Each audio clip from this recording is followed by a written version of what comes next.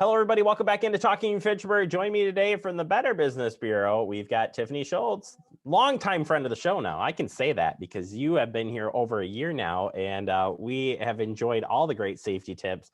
And today we have a new one for you. And this one's on you out there, folks. How to be a great customer.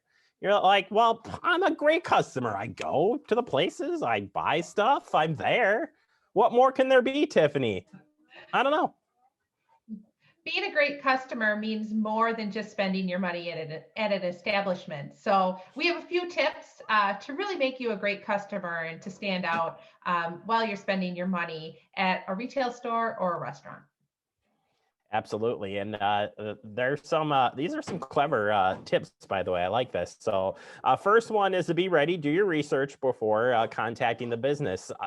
It could not be more important in today's society with online being, more prevalent than ever, and terms and conditions and everything else. You got to do that research. Companies are short staffed. They don't have a lot of time. They've pivoted the ways that they do business. It's so easy just to call up a business and then they start asking you questions and you have no idea. So if you're looking for the size of a part or a certain shirt size or just any information that you need to provide a business, make sure that you have that information ahead of time. You don't want the business to ask and then say, you know what, I'm going to have to get that information to you. Can I call you back? So not only has that wasted your time, but it's also wasted the business's time. So be ready when you reach out to a business.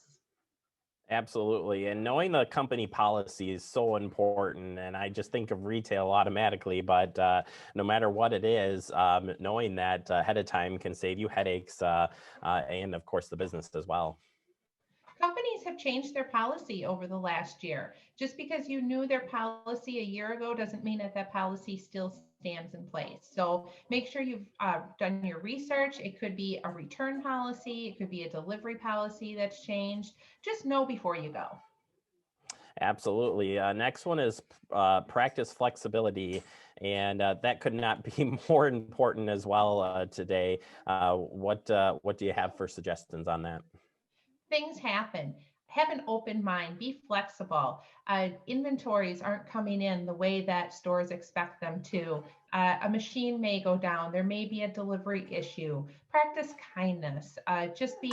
Have an open mind, be flexible. If a company has promised it a day, they call you up and say, you know what, the delivery company is running behind or we can't get it in inventory. That's not the store's fault. They've done everything that they can. Nobody's perfect, especially during this pandemic and within the last year. If there's anything we learned, we all need to be a little bit flexible.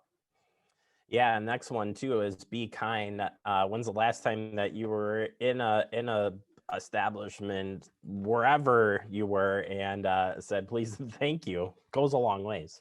It does go a long way. The best thing that you can do is be kind. You don't know what that cashier is experiencing, what that waitress is experiencing. They may have had a rude customer before them, and all they need is for you to show some kindness and have a smile on their face. So please and thank you, two magic words. And that goes both ways too. I mean, businesses, and all of this too drives from the business playing right along in all of this. But another one that I think that we've all probably done too is sitting in a line, like your grocery line or what have you, and talking on the cell phone. But might be time to just put it down and be a little respectful.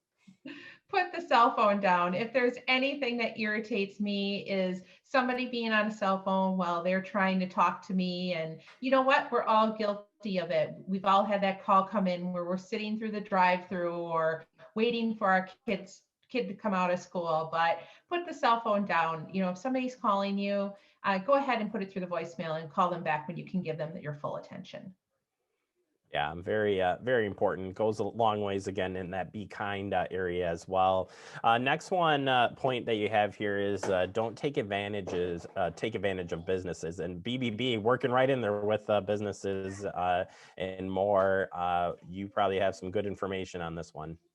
Consumers sometimes think that businesses have an unlimited supply of funds. There's a lot of costs that go along with running a business. So don't take advantage of the business. If the business has done wrong, let them fix it, but don't demand more than you're entitled to. Yeah, you don't know what's happening behind the scenes necessarily. So, work with them, right? Every party, if working together, definitely helps. Give the business a chance to correct the mistake as well, as stated here. And you've kind of mentioned it, but a good customer service, generally speaking, you think those businesses will contact customers and will want to work it out, right? That's the best of both worlds. If there's a problem with your product or your service, or something that you got done on your home, don't immediately take it to social media and blast it over every platform that you can find online. You want to contact the business and give them the chance to make it right. And what goes a long ways is writing positive reviews. You can write positive reviews on bbb.org, and there's other platforms out there. And even just simply calling the business and saying thank you. That goes a long way, and it's something that we don't hear about very often. We always hear about the bad service. We rarely hear about the good service. Boy, have I heard that one before, and having a business in the past, definitely know that that goes a long ways for sure. And as you said, writing reviews, you can write reviews about businesses on the BBB's website, which is really important to you. First off, how do you do that, and why is it so important? A BBB review is completely different than any other type of review. When you go to bbb.org and you browse reviews or you write a review about a business, you have had to have an interaction with that company in order to leave a review on bbb.org.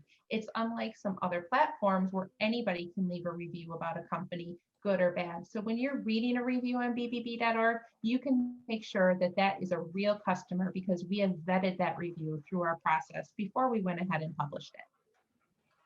Yeah, no, it's a great service. If you've not been out there before, it's really nice to review it. And like you said, it's way different than a lot of other review sites that are out there. So definitely very helpful indeed. Tiffany, thank you so very much for all the information. If people do want to learn more about BBB and all the great work you're doing out there, how can they find more or find that information? BBB.org is a great resource, so feel free to visit it. You can also call and chat with us as well, and we have some friendly customer service representatives who are there to answer your questions. Hey, Tiffany, great job today. Thank you so much for your time and effort with this and helping us out on the show. We appreciate it. Thanks, Jeremy.